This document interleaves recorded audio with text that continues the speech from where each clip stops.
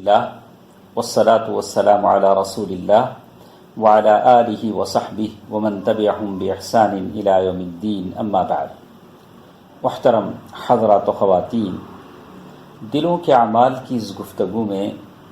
آج کی اس درس میں مجھے آپ کے سامنے کچھ باتیں کرنی اس تعلق سے ہیں کہ آدمی، مرد ہو یا عورت، جب اخلاص والے ہو جاتے ہیں، مخلص ہو جاتے ہیں، تو وہ کیا نشانیاں ہیں، علامتیں ہیں جو بتاتی ہیں کہ وہ آدمی مخلص ہے۔ تو آج کی اس درس میں ایک علامت، ایک نشانی کے بارے میں ہم سنیں گے۔ وہ یہ کہ پہلی چیز یہ کہ جو آدمی مخلص ہوگا، اس کا ارادہ، اس کی تڑپ یہ ہوگی کہ نیکی پھیل جائے، حق غالب آ جائے، برائی ختم ہو جائے۔ یعنی مخلص آدمی کی تڑپ یہ ہوگی انتشار الخیر وظہور الحق، یعنی خیر ہر چہار طرف پھیل جائے، بھلائیاں پھیل جائیں، اچھی چیزیں پھیل جائیں، اور حق کا غلبہ ہو، حق کا بول بالا ہو، اور لوگ اس حق کو اپنائیں جو میرے اور آپ کے پیارے نبی صلی اللہ علیہ وسلم کے ہاتھوں سے اس دنیا میں آیا۔ اللہ کے نبی صلی اللہ علیہ وسلم کے ذریعے سے اس دنیا میں لوگوں کو حق ملا، وہ حق لوگوں میں پھیل جائے۔ ربیع بن سلیمان المرادی کہتے ہیں، میں امام شافعی رحمہ اللہ کے پاس گیا اور وہ بیمار تھے، تو امام شافعی رحمہ اللہ نے مجھ سے میرے دوستوں کے بارے میں پوچھا کہ وہ لوگ کیسے ہیں، یہ کیسے ہیں۔ تو وہ زمانے میں علم کلام ہوتا تھا، بہت سارے بحث و مباحثہ کی باتیں ہوتی تھیں، جدال مناظرے ہوتے تھے۔ تو میں نے کہا کہ سارے اپنے اپنے کاموں میں لگے ہیں۔ تو امام شافعی رحمہ اللہ نے فرمایا، ما ناظرت احدا قط على الغلبہ،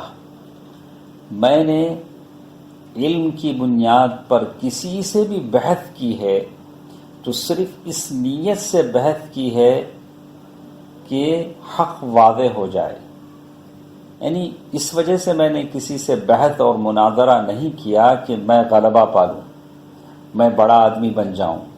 لوگ مجھے بڑا علم والا سمجھیں۔ امام شافعی رحمہ اللہ کہتے ہیں کہ غلبے کے خاطر، یعنی لوگوں پر اپنے دبدبہ بتانے کے خاطر، میں نے کسی سے بحث، مناظرہ، جدال نہیں کیا، اور سارے لوگوں سے میری تڑپ ہے کہ وہ میری کتابوں سے علم حاصل کریں۔ امام شافعی رحمہ اللہ نے بڑی بڑی کتابیں لکھی، کتاب الام ان کی کتاب ہے، ایسی بڑی بڑی کتابیں لکھی۔ امام شافعی رحمہ اللہ کہہ رہے ہیں، بیمار ہیں، بستر پر ہیں، کہتے ہیں کہ میری کتابوں سے لوگ علم حاصل کریں لیکن کسی چیز کو میری طرف منسوب نہ کریں،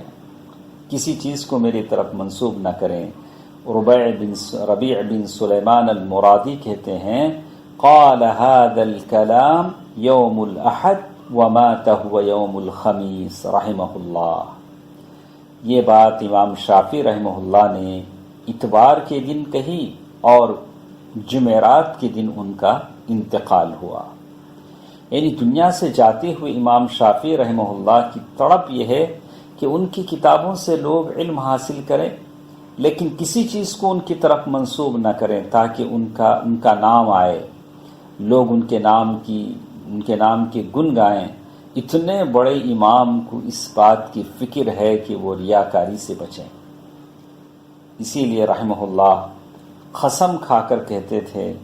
ما ناظرت احدا قط الا على النصیحہ، جس کسی سے بھی میں نے مناظرہ کیا، علمی بحث کی، علم کے بارے میں گفتگو کیا،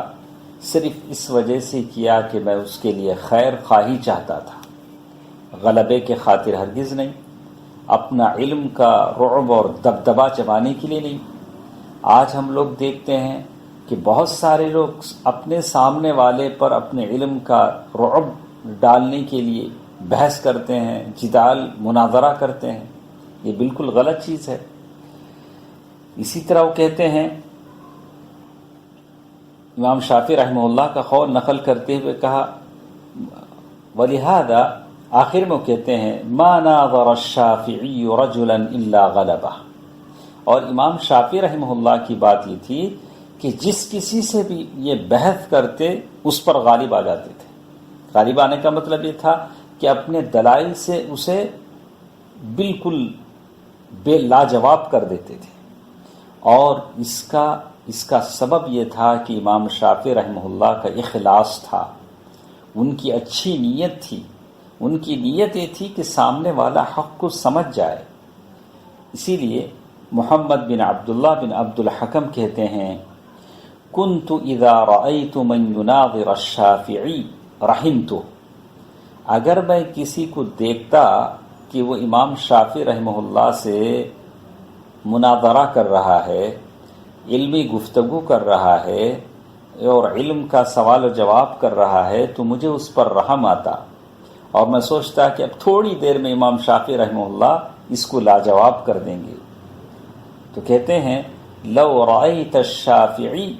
يناظرك لظننت انه سبع يأكلك، امام شافعی رحمہ اللہ جب علمی بحث کرنے لگتے تو ایسے لگتا کہ آپ بالکل ایک شیر کی طرح ہیں جو اسے کھا لیں گے۔ یعنی مطلب اللہ تعالیٰ نے اتنا علم امام شافعی رحمہ اللہ کو دیا تھا کہ سامنے والے کو لاجواب کر دیتے تھے، بڑے بڑے دلائل پیش کرتے تھے۔ تو آپ اپنے بات کرنے والے سے ایسے دلائل ادھر سے ادھر سے لاتے تھے کہ سامنے والا جواب نہیں دے سکتا تھا، اور یہ سب کچھ امام شافعی صرف اس لیے کرتے تھے کہ حق ظاہر ہو جائے اور اللہ تبارک و تعالیٰ کا دین بلند ہو جائے، اپنی نام کے لیے نہیں، اپنی ریا کے لیے نہیں، کسی اور چیز کے لیے نہیں۔ بعض اہل علم نے اس کی مثال واضح کرتے ہوئے بتایا کہ اگر آپ کسی سٹی میں، ٹاؤن میں رہتے ہیں اور وہاں آپ سے بڑھ کر کوئی علم والا ہے، لوگ اس سے علم حاصل کرتے ہیں، اس کی باتیں سنتے ہیں اور لوگوں کی دل اس کی طرف مائل ہوتے ہیں، اگر آپ مخلص ہیں تو آپ اس آدمی کے لیے دعا کریں، اس لیے کہ اللہ تعالیٰ نے اس آدمی کی محبت لوگوں کی دلوں میں ڈال دی ہے۔ اگر آدمی مخلص نہیں ہوتا ہے تو اپنے سے بڑے عالم، اپنے سے بڑے علم والے کے اندر عیب ٹٹولتا ہے اور اس کے بارے میں کہتا ہے فلان واعظ لکنہ لیس من اہل العلم، فلاں مفتی صاحب وہ وعظ اچھا کرتے ہیں لیکن ان کے پاس علم نہیں ہے، ان کے پاس علم نہیں۔ یعنی دیکھتا ہے کہ اپنے سے زیادہ اللہ نے اس کو عزت دی ہے، لوگوں کی دلوں میں اس کے لیے محبت اللہ نے پیدا کر دی ہے، تو آدمی کو چاہیے کہ اسے تسلیم کرے، اس کے لیے دعائیں کرے۔ اس سے بہتر کہ کہے فلان لا فقہ لہ، ارے فلاں آدمی لوگوں میں جم گیا ہے لیکن اسے دین کی سمجھ نہیں ہے، اور یہ ایسے نام سے پکارے جس نام سے لوگ اسے جانتے ہوں، تاکہ سامنے والے کی قدر کو گھٹانے کی کوشش کرے۔ تو اس کا مطلب یہ ہے کہ اگر میں اپنے سے بڑے عالم کے ساتھ ایسا کرتا ہوں، اس کی شان و شوکت، اس کی قدر کو گرانے کی کوشش کرتا ہوں، جو ماحول اس کے لیے پیدا ہو گیا ہے میرے اپنے ٹاؤن میں، میرے اپنی سٹی میں، میں اس ماحول کو ختم کرنے کی کوشش کرتا ہوں، تو مطلب یہ ہوا کہ میرے اندر اخلاص نہیں ہے، عناد ہے، بغض ہے، عداوت ہے۔